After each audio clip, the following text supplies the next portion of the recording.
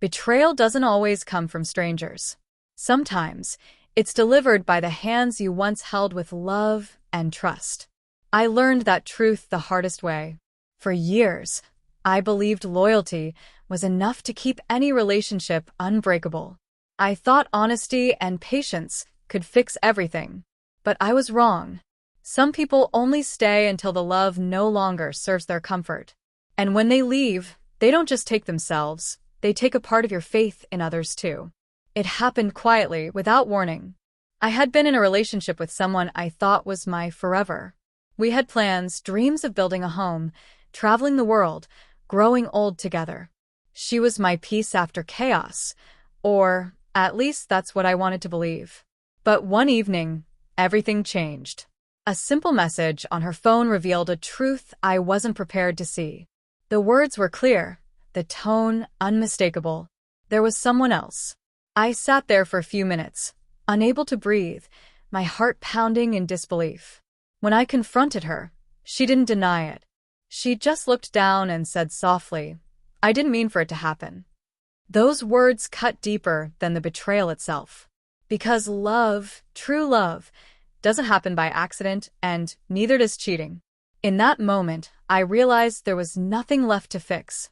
I could shout, I could beg, I could cry, but none of it would change what she had already done. The trust we built together had shattered beyond repair. That night, I walked away without saying another word. I didn't slam the door or curse her name. I simply left, quietly, with the little pride I had left. People often think walking away means weakness. But I learned that it's the exact opposite. Staying in a place that disrespects your worth is what breaks you. Leaving takes strength, the kind that doesn't need to prove anything to anyone. The first few weeks after that were unbearable. Every morning felt heavy. Every night lonelier than the last. I missed her, not because she deserved to be missed, but because I was still attached to the version of her I once loved, the person I thought she was. There's a kind of grief in realizing that the person you gave your heart to never truly existed the way you believed. But healing, I discovered, begins the moment you stop asking why and start accepting what is. Friends told me to move on, to go out, to distract myself. But I didn't want distraction. I wanted understanding. I wanted to face my pain head-on, to learn something from it instead of running away. So, I began writing. Every night, I poured my thoughts into a notebook, not about her, but about myself. I wrote about the things I had ignored, the red flags I had justified, the moments I had chosen silence when I should have spoken up. It hurt, but it also healed. For the first time, I saw how love without self-respect isn't love at all.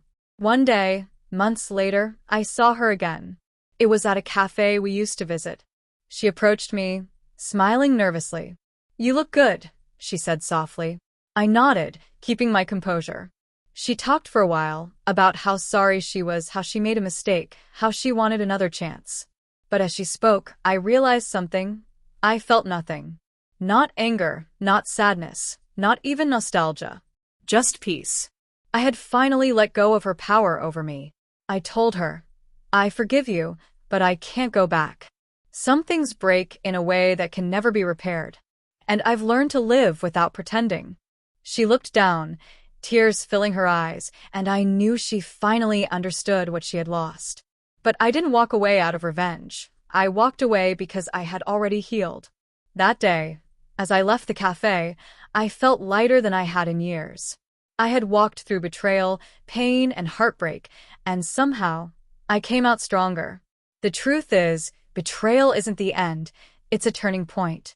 It teaches you who you are when the world tries to shatter you.